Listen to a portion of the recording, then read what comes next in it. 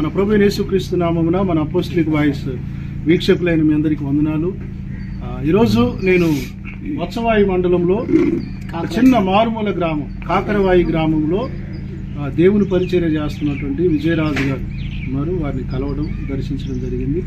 మంచి సేవకులు. వారి జీవిత సాక్ష్యం గురించి నేను విన్నప్పుడు వారు కొన్ని విషయాలను మాట్లాడితే నేను విన్నాను. చాలా చక్కని సాక్ష్యాన్ని పంచుకున్నారు. వారు రెండు నిమిషాలు కొంత సమయము వారెవరు ఏంటి అనే విషయాలను పరిచయం చేస్తారు. అయ్య గారు, ప్రైజ్ ది లార్డ్. మీ గురించి మన అపోస్తలిక్ వాయిస్కి పరిచయం చేసుకోనండి. మీ పేరేంటి? మీరు ఎలా ప్రభువుని నమ్ముకున్నారు? నాది వత్సవాయి మండలం అండి, కాకరాయి గ్రామం, చిన్న పల్లెటూరు. ఆ పల్లెటూరులో నేను ఒక అన్నిల కుటుంబంలో నుంచి వచ్చిన వాడిని. అంటే అన్నిలు అంటే మేము గొల్లలో అండి, గొల్లల కుటుంబంలోంచి వచ్చిన వాడిని. నాకు యేసుప్రభు అంటే తెలియదు. నేను అనిలుగా అందరినీ మొక్కి దండం పెట్టుకునేవాడిని. అలాంటి స్థితిలో నేను మరి 20 సంవత్సరంలో నాకు 18లో పెళ్ళయింది. 23లో 2 పిల్లలు పుట్టారు. 23లో ఇల్లు కూడా కట్టుకున్నాను. కానీ కట్టుకున్నాక నా మైండ్ నాకు పనిచేయట్లేదు. నాకేం అర్థం కాక నేను వాళ్ళ దగ్గరికి వెళ్ళి తాయితలు కట్టుకునేవాడిని, విగ్రహాల దగ్గర పోయేవాడిని, ఎక్కడైనా తలనేలాలు ఇచ్చేవాడిని నాకు నయమైద్దామని. ఎక్కడికి పోయినా కూడా మరి నాకేది కూడా సూట్ కాని స్థితిలో చివరికి అమ్మ, నాన్న, భార్య చూపించి ఆయనకు బాగుపడు అని చెప్పి అనుకునేవారు. నీ రోజుకు రోజు దిగజారిపోతున్నాను. సారా బీడి మందు తాగటం, ఏమండి ఏం లేని స్థితుల్లో కూడా మరి ఇంట్లో గింజలు అమ్ముకునేవాడిని. లేకపోతే మైండ్ పనిచేయకపోతే అడుగు పడిపోతుండేవాడిని. పోయినప్పటికీ చాలా మట్టికి పట్టుకొచ్చేవాళ్ళు, ఎక్కడికెక్కడో తీసుకెళ్లేవాళ్ళు, తాయిదలు కట్టేవాళ్ళు, ఎన్నెన్నో పనులు చేపించేవాళ్ళు. చేపించడం నయం కాదని చెప్పి మళ్ళా వాళ్ళు తీసుకొచ్చే మళ్ళీ పడితే అటే పోయేవాడిని. అలాంటి స్థితిలో నాకేం అర్థం కావట్లేదు. చివరికి వచ్చేసరికి భార్యకి కూడా ఇసుకు పుట్టింది, పిల్లలకి చిన్న పిల్లలు, తల్లిదండ్రులకి ఇసుకు పుట్టింది, అమ్మా నాన్నకు ఒక్కనే అయినాయి. వాళ్ళు కూడా బాధపడుతున్నారు. చెల్లెళ్ళిద్దరు, బావలు అంతా కూడా బాధపడి ఈయన బాగుపడ్డు మనం చూపించినంత వేస్ట్ అని చెప్పి ఓసారి హాస్పిటల్ కూడా తీసుకుపోయారు. తీసుకుపోతే కాదు మైండ్ క్రాక్ ఏమని చెప్పి చూపిస్తే మైండ్ క్రాక్ కాదు ఇది అని చెప్పి వాళ్ళు మామూలు మందులిచ్చి పంపించారు. పంపించినా కూడా అలా నయం కాని స్థితిలో మళ్ళా తీసుకొచ్చేవారు. వాళ్ళు మైండ్ బాగుంటే భార్యకెళ్ళి పిల్లలకెళ్ళి ఇల్లు అనుకునేవాడిని. మైండ్ తిరిగిపోతే మళ్ళా పోతా ఉండేవాడిని. రెయ్యి లేదు, పగులు లేదు, కాళ్ళతో పోతా ఉండేవాడిని. ఎక్కడ నిద్ర వస్తే అక్కడ పడిపోయేవాడిని. ఎక్కడ మరి అన్నం లేకపోతే అన్నం అని అడిగితే మరి పెడితే తినేవాడిని, పెట్టకపోతే ఆవంతిని నడుచుకుంటూ పోయేవాడిని. చాలా కాలమైన తర్వాత ఇక లాభం లేదులే, ఈయన బతకడు, ఇక ఇంటికి రాడు, మన పడుచుకోడని చెప్పి మైండ్ తిరిగిపోయింది. పిచ్చోడు ఏడవసారి రాలిపోతాడని చెప్పి అమ్మ, నాన్న, భార్య, పిల్లలు అందరూ వదిలిపెట్టారు. ఆ వదిలిపెట్టిన స్థితిలో మళ్ళా నేను దారి పడి అలా పోతుండేవాడిని. మరి ప్లాట్ఫారాల మీద అలా పండుకునేవాడిని. ఎక్కడ పండుకున్నా, ఏది పండుకున్నా పిచ్చోడిని. పైన కప్పుకుంటానికి ఉండపోయేది, కట్టుకుంటానికి ఉండపోయేది. చలిలో ఒక చలి, దోమలో ఒక దోమని, ఈగల్లో ఒక ఈగనైపోయాను. చివరికి మళ్ళా దేవుని యొక్క చిత్తాన్ని బట్టి నాకేం తెలియని స్థితుల్లో అయ్యా నన్ను పట్టిన దేయాలనేది నువ్వు పిచ్చో, నేను దొంగడని కొడతారు, నువ్వు ఊళ్ళో పాబాకంటే రేత్రి శాలలో పండుకునేవాడిని. శాలలో పండుకొని తెల్లవారు ఆ ఈగల్లో ఈగని, దోమలో దోమని అయ్యేవాడిని. తెల్లారిపోతే లేచి ఊళ్ళో పోతే అయ్యా పిచ్చోడు వస్తున్న పాప ఇంత అన్నం పెడదాం అని చెప్పి అనుకొని అన్నం పెడతానంటే అన్నం కాదయ్యా నాకు సారు పోస్తానని 2 చేతులు ఇట్లా జోడించి దండం పెట్టేవాడిని. వాళ్ళు ఏం చేసేవాళ్ళు, లమ్మాడీలు, నువ్వు ఆ పొయ్యి కింద మంట పెట్టుకునేవాళ్ళు, ఎడ్ల కాపుకునేవాళ్ళు, పిచ్చారు పోసేవాళ్ళు. మైండ్ బాగుంటేనే ఉంచుకునేది, మైండ్ బాగాలేకపోతే వదిలిపెట్టేవాళ్ళు. మళ్ళా దాన్ని పడి వెళ్ళిపోతామని. అది పాలన్స్ ఏరియా అంట, నాకు తెలియదు. కొత్తగూడెం ఏరియా, నాది మనుగూరు, భద్రాచలం వెళ్ళిపోయింది. అట్లా వెళ్ళిపోయి ఇలా జరుగుతూ ఉంటే ఏం అర్థం కావట్లేదు. చివరి లాస్ట్ ఫైనల్లో మైండ్ బాగుంటే ఎప్పుడో 2 నెలలకు 3 నెలలకు మళ్ళీ ఇంటి వాళ్ళని పడి వచ్చేవాడిని. వచ్చి ఆ ఇల్లు ఆయన చూసుకుంటే చివరికి పిల్లం లేదు, ఎవరు లేరు. మా అమ్మకి మైండ్ పోయింది, మా నాన్న ఒక్కడే ఉన్నాడు, భార్య పిల్ల కలిగారింటికి పోయారు. ఇక చివరికి ఆ ఇల్లు గిలాబోళ్ళు లేదు, పారిగోళ్ళు లేదు, కుక్కలు పందులు పండుకునేది ఇంట్లో. వాళ్ళలో సిద్ధాంతులు వచ్చి ఇల్లు కట్టారు, వాస్తు బాగలేదు, దాన్ని పడేయండి అని చెప్పేవాళ్ళు. అప్పుడు వాళ్ళు ఏం చేసిందంటే ఆ ఇల్లు పడైపోయేది. తర్వాత ఆ ఇల్లు అట్నే ఉంది. చివరికి వచ్చేసరికి నేను యేసు ప్రభుకి ఎప్పుడు నేను దండం పెట్టలేదు, ఆయన 10 రూపాయలు కానికేయలేదు. ఎప్పుడు మాకు దేవుడు అంటే తెలియదు కూడా. ఎందుకంటే మేము గొల్లలం కాబట్టి, మా అమ్మ మా నాన్న నమ్మలేదు కాబట్టి మాకు యేసు ప్రభు తెలియదు. ఒక రోజున నాలో ఒక చిన్న వయసులో నా అమ్మట ఒక అమ్మాయి గొడ్ల కాసింది.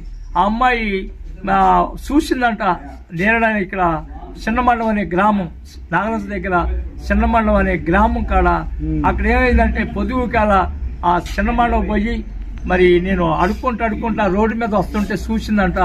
గడ్డం జుట్టు ఇలా అల్లకపోయింది. అల్లకపోతే చూసిందంట.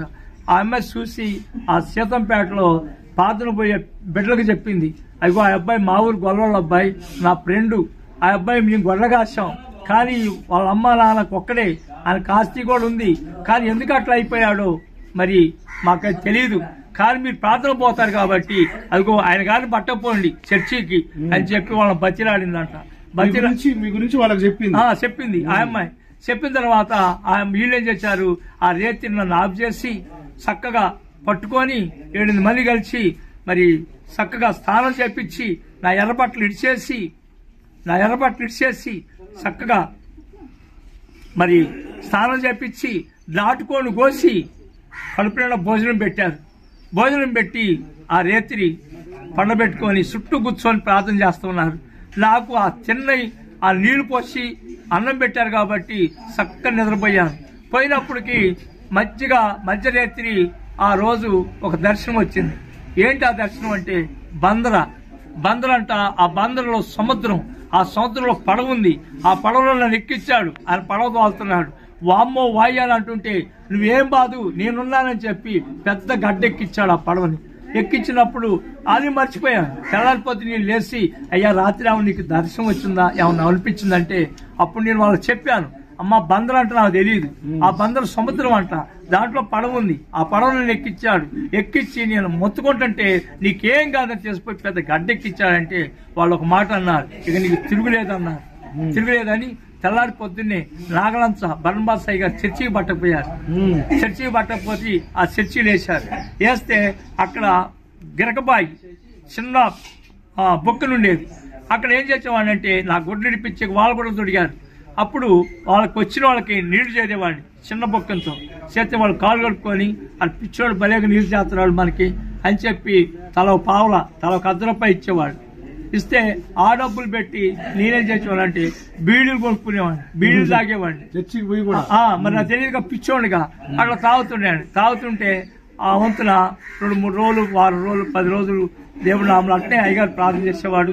అక్కడ వచ్చిన జనాలు ప్రార్థన చేసేవారు. మైండ్ ఉంటేనేమో ఆడు కూర్చునేది, మైండ్ లేకపోతే తిరిగి వచ్చేది. ఎడిపోయిన ఎవరో ఒకళ్ళు నన్ను పట్టుకొచ్చేదానికి పట్టుకొచ్చి అలా ఉంచుతున్నారు. ఈ లోపల మా బావగారు ప్రెసిడెంట్ నాగలంచ, మా శిలమవుడు, ఈ యేసుప్రభు బాగు చేస్తే నా బామ్మడికి ఏం కావాలన్నా బియ్యం, కందిపప్పు అన్ని సకలం పంపిస్తాను, కానీ ఆయన మట్టికి చర్చిలో ఉంచుకోండి అని చెప్పి పాస్టర్ గారు చెప్పినాడు. అదే ప్రేమతో ఆయన ఉంచుకుంటున్నాడు. కానీ నా మనసు ఒకసారి ఉన్న మైండ్ ఒకసారి ఉండలేదు. ఆ వంతున వెళ్ళిపోతున్నాను. ఆ వంతున 10 రోజుల్లో పచ్చబాయి రాజరత్నం గారు మీటింగులు పెట్టాడు. ఆ మీటింగులకు తీసుకుపోయారు నన్ను నైట్. తీసుకుపోయి ఆ మీటింగుల్లో మన కొండపల్లి అబ్రాం గారు అని పెంటుకోస్ మాత్రం అబ్రాం గారు అంట. ఆయన అబ్రాం గారు ఏం చేసిండు, వాళ్ళందరూ బాప్టిస్ట్ ఇచ్చుకుంటూ నాకు బాప్టిస్ట్ ఇచ్చాడు. అందులో ఇచ్చిన తర్వాత నా భార్య గుడ్డలు తీసుకొచ్చింది, కొత్త గుడ్డలు తెచ్చి కట్టారు. కట్టిన తర్వాత నాకు తెలియదు కదా పిచ్చోడిగా, ఆ బాప్టిస్ట్ చేయంలోనే నా భార్యను డబ్బులు అడుక్కొని బీడీలు కొనుక్కొని తాగాను. మళ్ళీ బీడీలు తాగి అలా పోతా ఉంటే దేవుడికి కొన్ని రోజులైన తర్వాత మళ్ళా అక్కడే వదిలిపెట్టిపోయారు. ఇక ఎటువంటి నాగరాజు బనబాస గారు చర్చిలో వదిలిపెట్టిపోయాక ఆ నీళ్ళు చేస్తా ఉన్నాను, ప్రార్థన చేస్తున్నారు. అక్కడ అందరూ అక్కడ అలవాటయ్యారు. ఆ చర్చి అమ్మటోడు, హే 14 ఆడుంటావు మా సేనికిరా, నేను తీసుకుపోతాను, 2 మీద నీళ్ళు మోద్దు కానీ అది అని తీసుకుపోయేవాడు. మందు కొట్టుకోవడానికి వాళ్ళు నీళ్ళు మోస్తుంటే 10వ పరికి ఇచ్చి కళ్ళు పోపించేది, సార పోపించేది. బీడీలు తాగుతున్నాను. అయ్యగారి కోపం వచ్చి ఈ పిచ్చోడు ఇక బాగుపడ్డు, ఈ పిచ్చోడు బతకడు, ఈ పిచ్చోడు అనవసరం, వీడు చూసి మన చర్చికి కూడా జనం రారేమో కాదు అని చెప్పి వదిలిపెట్టాడు. వదిలిపెడితే మళ్ళా దేశాలు పాలైపోయాను.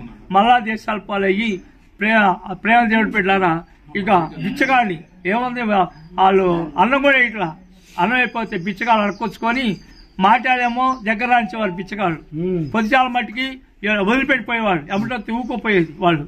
పొద్దుచాలు ఏం చేసేది సాయంత్రం అడుక్కునే మళ్ళా వాళ్ళు ఏం చేసేదంటే అన్నం మంచి మంచి అన్నం వాళ్ళు తిని ఆ అన్నం పారేసేవాళ్ళు, ఏది మెత్తబడాను ఆ మెత్తబడాలను తినేవాడిని.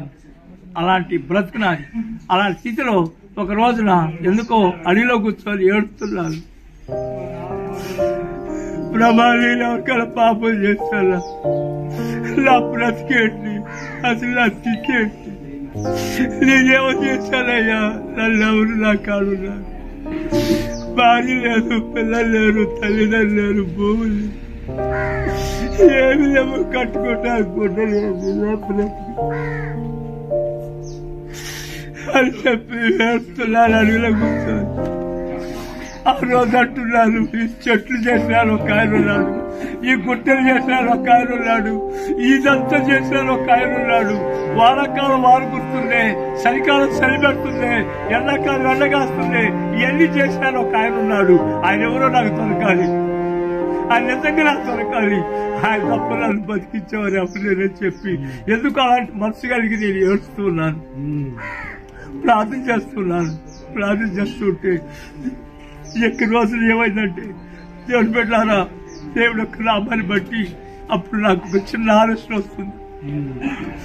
పొలాలు బాగా పడి ఎర్రమిగుతున్నాయి. ఎర్రమిగుతుంటే నాలో ఒక కొత్త మలుపు పడుతుంది. ఏమో పడుతుందంటే నువ్వు ఎక్కడైనా సరే వాళ్ళు యాసంగి పొలాలు ఒరిగోసి ఆ మోపులు కట్టి అప్పుడు మనుషులు తుక్కిచ్చేవాడు. ఇప్పుడు మిషన్లు కాదు అప్పుడు. అయితే అనేవాడు, ఒక ఆలోచన వస్తుంది నాకు, ఎవరైనా ముఠాలో 4 బస్తాలు వస్తే 2 బస్తాలు వాళ్ళకి ఇవ్వు, 2 బస్తాలు నువ్వు తీసుకో, ఎవరైనా అన్నం పెట్టమను అని చెప్పి నాకెందుకు ఒక ఆలోచన వస్తుంది. ఒక ఒక ఎవరో చెప్పినట్టుగా మాట్లాడినట్టుగా ఆలోచన వస్తుంది. అలా వస్తుంటే ఆ వంతున మాట్లాడుకుంటా ప్రాణం చేసుకుంటూ ఏడ్చుకుంటా ఆకలి అనుకుంటా పాత్రపాడు గ్రామాన్ని చేరుకున్నాను. పాత్రపాడు గ్రామాన్ని చేరుకుంటే వరిపాలకు వస్తున్నారు బాగా. కోస్తుంటే అక్కడికి వచ్చి మా చెల్లి ఉంది అక్కడ. అమ్మా మా చెల్లి అన్నాను, చెల్లి నాకు ఒక పని చేయవా అన్నాను. ఏంటి అయ్యాలి, అమ్మ నాకెందుకో ముఠాలో బాబుద్ది అవుతుంది, నేను పోతాను, ఎవరి ముఠాలో పంపివా, నాకెంత అన్నం పెట్టి నాకేమవుతు నువ్వు అని అంటే మా చెల్లి అన్నది, అన్న నువ్వు బాగున్నావు కానీ 10 బత్తాలోటి కావాలి నేనంత నీకు ఆ కర్మ ఎందుకు అన్నది. నా కర్మ బట్టి తిరుగుతున్నాను, నాకెందుకు, నాకు ఎలాంటి ఆలోచన వచ్చిందమ్మా, నాకెందుకో మంచి మనసు వస్తుంది అని చెప్పన్నా. అప్పుడు దేవుడు నాతో మాట్లాడుతున్నాడు. అప్పుడు నేను అన్నాను, మా నాన్నగారు అని మా నాన్నగారు అప్పుడు అన్నాను, ఏం చదువుకున్నారు మీరు? నాకు చదువు లేదయ్యా, నాకు అసలు చదువు రాదు, చదువు అంటే లేదు అసలు. పలక పెట్టుకొని బడికి పట్టు నాకు తెలియదు, బుక్కు పట్టు నాకు తెలియదు. ఆ చొప్పున దేవుడు పెట్టారా ఆ ముఠాలు ఒక ఆయన ఎనకల ఆయన, అయ్యా ఆయన బాగా బతికినోడు, ఆయనకి మైండ్ బాగలేదు, నేను తీసుకుపోతాను ఆ ముఠాలని 50 మంది ముఠాలను తీసుకెళ్లి నువ్వు ఉత్తగా మా పక్కనున్నా చాలు అన్నాడు. అని వాళ్ళతో పాటు 4 రోజులు ఆ కుప్పకొట్టు పోతుంటే ఆ మైండ్ ఆ జ్ఞానం దేవుడితో నాకు తెలియదు. రోజు వేసి ప్రభుత్వం దర్శకం పోతున్నాను. మా చెల్లి అన్నం కడుతుంది. 7 బస్తాలు వడ్లు వచ్చింది ఫస్ట్గా మొదటి సంపాదన. 7 బస్తాలు వడ్లు వచ్చినాయి. ఈయన అనుకుంటున్నారు అప్పుడు 7 బస్తాలు వడ్లు వచ్చినాయి. 7 బస్తాలు వడ్లు వేసుకొని పోయి మళ్ళీ అమ్ముకొని తాగొచ్చు అనుకుంటాను. మళ్ళా ఇంటికి పోయి ఆ ఇంటికి వేసుకోవచ్చు నన్ను ఏమనుకున్నాను. 7 బత్తాలు వచ్చాక అప్పుడు అంటే మా బావగారు తమ్ముడు పోయి ఆ ఒడ్లు కొలుతుంటే ఆడికి వచ్చి 7 బత్తాలు ఒడ్లు బండి కట్టుకొని వేసుకొని పోయి ఆ ఒడ్లు ఏమని అంటుకుంటూ ఊరుకోను, అవి నీ భార్య నీ పిల్లలకు కావాలి అని చెప్పి ఆయన ఒడ్లు వేసుకొని పోయింది. మళ్ళా పిచ్చి ఎక్కువైపోయింది, మైండ్ ఎక్కువైపోయింది, అసలు ఏం అర్థం కావట్లేదు. ఆ వంతుని ఏడ్చుకుంటా ఈ గృహంలోకి వచ్చా. ఈ గృహంలోకి వచ్చేసరికి ఇక్కడ ఎవరు లేరు. మా అమ్మకు మైండిపోయింది, ఆడ ఒక్క గది ఉంది, ఇదంతా పాడుపడది, పందులు కుక్కలు పండుకుంటున్నాయి, ఎవరు ఏం లేదు. ఈ ఇంట్లో దుబ్బ కొట్టకలాడుతుంది. అప్పుడు గిలాబ్ చేయని ఇల్లు మొత్తం మోటి కట్టుంది. ఆ ఇంట్లో వచ్చి ఇట్లా సాపేసుకుని పడినాను. గుండె కాజాలు తూట్లు పట్టి ఇకేం పోవట్లేదు. పోతే అప్పుడు మా బాబాయ్ వచ్చి మధ్యకాలం పోతాం అసలు అని చెప్పి వచ్చిందంట. ఆ మధ్య పోతే తిరిగి వస్తుంటే అయ్యేం చేసిండు, ఈ బతకడు, ఇక లాభం లేదు, ఇక లాస్ట్ పైనాలని చెప్పి అందరు కబుర్లు పెట్టారు. అందరు కబుర్లు పెట్టారు చచ్చిపోతారు బతకడానికి అప్పుడు నా భార్య తెలియపరిచారు. నా భార్య పిల్లలు వచ్చింది. చూడటానికి వచ్చేసరికి ఇక్కడ పడి ఉన్నా. ఇక్కడ పడి ఉంటే ఇక నన్ను వదిలిపెట్టి పోకుండా నా కాడ కూర్చొని అక్కడ ఆ నీళ్ళు పోటీ చేస్తుంది. ఆ రేత్రి యేసు ప్రభు అవపడుతున్నాడు. నాకు ఒక ఇలాగ అవపడుతున్నాను, రూపే అవపడుతుంది. ఇక అవపడుతుంటే మా ఊళ్ళో ప్రార్థన పెట్టారు. ఇక్కడ ప్రార్థన పెడితే నేను నా భార్య చెప్తున్నాను, నా ఆత్మ చెప్పుకుంటున్నా దేవుడికి, ప్రభు నీ దండం పెడతా, మరి సత్యం మన పుట్టరా అంటున్నారు. నాకు బతకాలని ఉంది. అయ్యా నువ్వు బతికించవా, నా పిల్లలవద్దు, పిల్లలవద్దు, ఎవరొద్దు, బతికితే ప్రభా నేను ఏ మందిర కాడ ఉంటా ఆ మందిర కాడ ఉంటా, అయ్యగారు పోబెట్టపోయినా అడకొచ్చుకొని తిని నేను మందిరం ఊడ్చుకుంటా అన్న ఆలోచన నాకు వచ్చి తీర్మానం తీసుకున్నాను మనసులో. అదే ఆ రేత్రి అయ్యగారు వాడతాను చెప్తుండు. అక్కడ తీసుకుపోయినండి ఇట్లా వాడికి ఇట్లా ఆన్ చేశారు. ఇటు ఒకళ్ళు వచ్చి పట్టుకున్నారు. దేవుడు ఒక బొంగ నీళ్ళు నా మీద పోసినట్టుగా అయింది. శుభ్రంగా కడిగి అప్పటికప్పుడే ఒక ఎంతో కొత్త మలుపు నాలోకి వచ్చినట్టుంది. చేసుకొచ్చి ఇంట్లో బండి పెట్టారు. చల్లారిపోతుంది, మంచిలు పోతున్నాయి, టీ పోతుంది. ఆ 3 రోజులు ఎంత అన్నం పోయింది. ఆ వంతున 25 రోజుల్లో దేవుడు నన్ను నిలబెట్టాడు. ఇదే ఊళ్ళో నిలబెట్టాడు. ఎవరు మాట బియ్యం ఇట్లా చవుడు ఇట్లా ఈయనప్పుడు మా ఊరు సాహిబ్ గారు ఉండే. ఇక్కడ సాహిబ్ గారు నన్న అయ్యా నేను మంచుకున్నాయ్యా, బాగున్నాయ్యా, మరి నా పిల్లలు ఉంటుంది, నేను కూడా ఇక్కడ ఉంటున్నానుగా, అయ్యా నీ ముఠాలు వస్తాయి, నీ ముఠాలంటే ఆ సాహిబ్ గారు అనగా అయ్యా రా నువ్వు నా ముఠాలు మంచిలు పోసినా చాలు అని చెప్పి చేసిపోయిండు. చేసపోతే ఆ కరువు రోజుల్లో 2002లో జరిగింది. ఇది 2002లో 5,000 వచ్చినాయి కంకర మోయటానికి పోయినా. 2002లో వెళ్తుంటే పెళ్ళాలు వేసుకొని తూరిపోతే మా ఇద్దరికి ఆ రోజులో 1,500 వచ్చినాయి ఇద్దరికి. ఆ వంతులు వచ్చి 2003లో మళ్ళా దేవుడు మీలాంటి వారు ఒక 5,000 పెట్టుబడి పెట్టారు. అరకబెట్టుకుని ఎగ్జామ్ పెట్టిన. మళ్ళా 9 ఎకరాల పొలం ఉంది అయ్యా, 9 ఎకరాలు ఉంది. మళ్ళీ ఎగ్జామ్ పెట్టిన. అరక చేసుకుంటా దున్నుకుంటా దేవుడు పరిచయం చేస్తున్నాను. అయ్యగారి పాకేపించి పసగాని పెట్టిన. ఇక్కడ పెట్టి అంతా నేను చూసుకునేవాడిని. శనివారం ఎర్రమడి తెచ్చేవాడిని, పాకాలకు ఇచ్చుకునేవాడిని. ఆదివారం నాడు పాత్రలు కూర్చునేది. పాత్ర గాంగలోనే అయ్యగారికి పొంగలోనే మేము ఇటు చాలా పలిగిపోయేవాడిని. ఇట్లా చేస్తున్నా ఇక అరగదునుకుంటుంది. ఇక 2003లో అరకబెట్టాను, బావి తీపిచ్చాను చెవులో. ఇక చూసుకో పంటలు పండుతున్నాయి దేవుడి దయ వల్ల. 2004లో ఒక మాట అన్నాను, యస్సు ప్రభా నీ దండం పెడతాను, నీ పాపాత్తుని, మరి నేను తలవటాన్ని నేను అరుకుని కాదు. బీడి తాగా, సుట్ట తాగా, కళ్ళు తాగా, మందు తాగిన, ఎమ్మలెక్కలు, బూతులు తిట్టా, దొంగతనం చేసినయ్యా, నీ దండం పెడతాయ్యా, మరి నేనైతే నేను తలవను, నీ బైబిల్ పట్టుకోను, బైబిల్ అయితే పట్టుకోను, నువ్వు పరిశుద్ధులు వంటకయ్యా అని అన్నా. అనేసరికి శనివారం ఆ రోజు నా ఆత్మ చెప్తుంది, ఈ రోజు నువ్వు నాలో ఉండి అంటున్నాడు. శనివారం నిండా స్నానం చేసి ఈ రోజు నువ్వు నాలో ఉండి అన్నాడు. నిండా స్నానం చేశాను. స్నానం చేసి 1 గంట 12 దాకా ప్రార్థన చేశాను. ప్రార్థన చేసి ఇట్లా ఒరిగానయ్యా. ఇట్లా ఒరిగితే అప్పుడు ఆ మూమెంట్లో దేవుడు 1 గంట సమయంలో ఆయన హస్తం నా ముఖమే పెట్టాడు. ఇట్లా గట్టిగా పట్టిండు. ఇట్లా గట్టిగా బట్టి అప్పుడు అంటాడు, నేను ప్రభు నీతో మాట్లాడుతున్నాను, నీ పేరు వెంకటేశ్వరులు కాదు, విజయరాజు అని పిలిపించుకో, విజయరాజు అని పిలిపించుకో, నీ పేరు వెంకటేశ్వరులు కాదు అని చెప్పి ఇట్లా గట్టిగా పట్టి అంటున్నాడు, ఇప్పుడు నీ పాపాలను క్షమించాను, నువ్వు నా సేవ చేయమంటున్నాడు. నేనన్నా అయ్యా నీ దండం పెడతా, నా చదువు రాదు, నీ చావుకులను బట్టి సంచులు మోస్తా అంటున్నా. అప్పుడు అంటున్నాడు, ఫస్ట్ క్లాస్ నేను పాస్ చేశాను, నేను ప్రపంచ చావుకుని చేస్తున్నాను అన్నాడు. ఈ మాటని అప్పుడు కళ్ళు తెప్పించాడు. కళ్ళు తెచ్చి అప్పుడు ఏడ్చారు, గట్టి చెప్పి ఏడ్చాలి, అయ్యా ఎలా నీ 10 రూపాయలు కారికేలా, ఎలా దండం పెట్టలా, ఇప్పుడు నాకు ప్రభు అనేక పాపాలు చేశాను, అనేక వారికి మొక్కానయ్యా, ఈ రోజు నీ గొప్ప భాగ్యం నాకు ఇచ్చిన అని చెప్పి ఆ వంతున స్వార్ చేసుకుంటా, పిల్లలు చదువుకుంటా, పిల్లలు చదివించుకుంటా. నా భార్య అన్నది, పిల్లలు ఎట్లా చదివిస్తాను, అందరు నమ్మలేదా దేవుణ్ణి, నువ్వే నమ్మావా, నువ్వెందుకు స్వార్థపోతున్నావు అంటే, కాదమ్మా నా దేవుడు నా పిల్లలు చదివిస్తాడు అని అన్నా. రాజశేఖర రెడ్డి గారు ముఖ్యమంత్రి అయ్యిండు.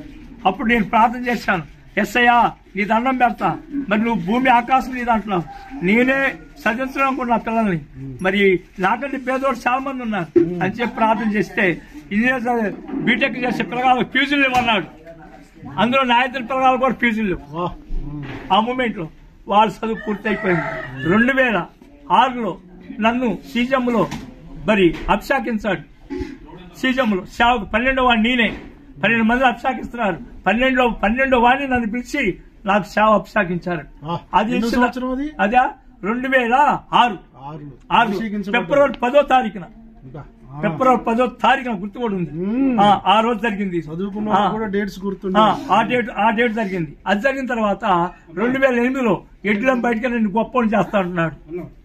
సేవ చేసుకుంటా అరగదుండుకుంటా పిల్లగాలు చదివించుకుంటే 2006లో 8లో అంటున్నాడు, ఎడ్లంని బయటికి రా, నేను గొప్ప చేస్తా అంటున్నాను, నీ దండం పెడతా నేను రానయ్యా అంటున్నాను.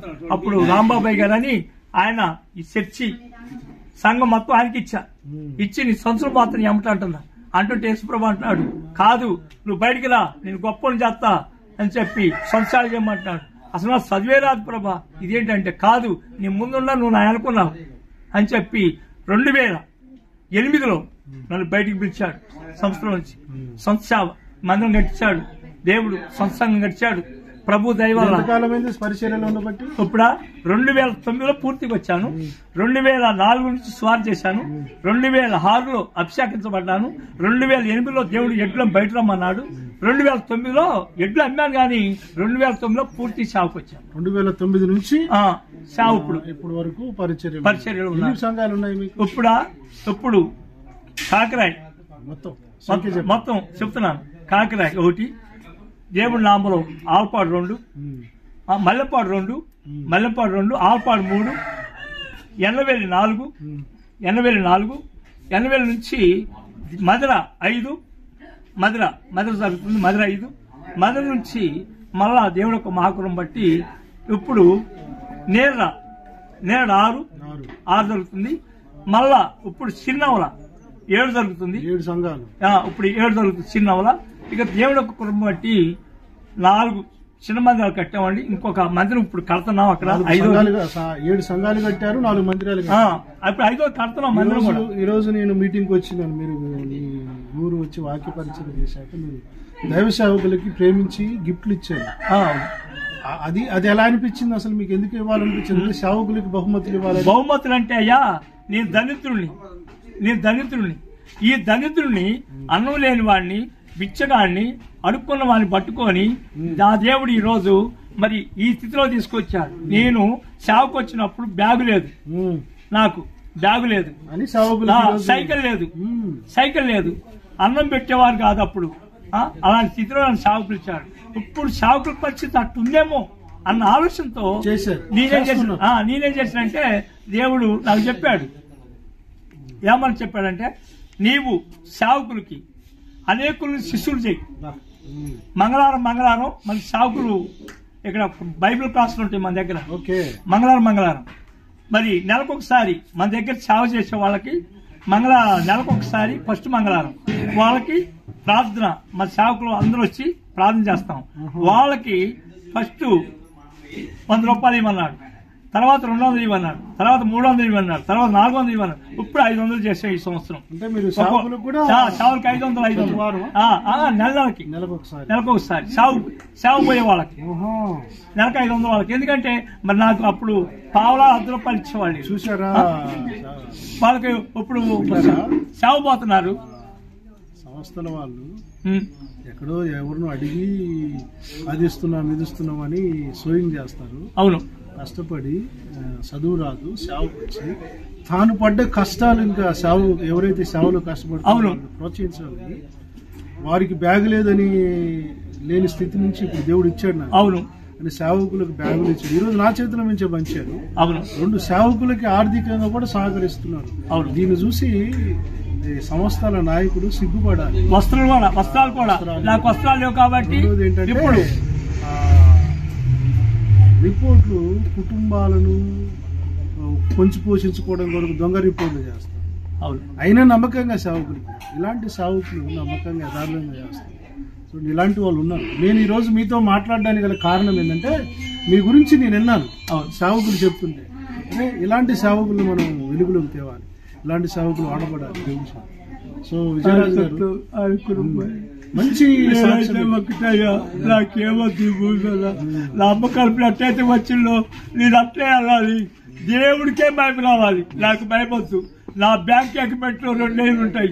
అది వాళ్ళు చెప్పారు, నీ బ్యాంకులో 1,000 రూపాయలు లేకపోతే నీకు బ్యాంక్ రావయ్యా అన్నారు.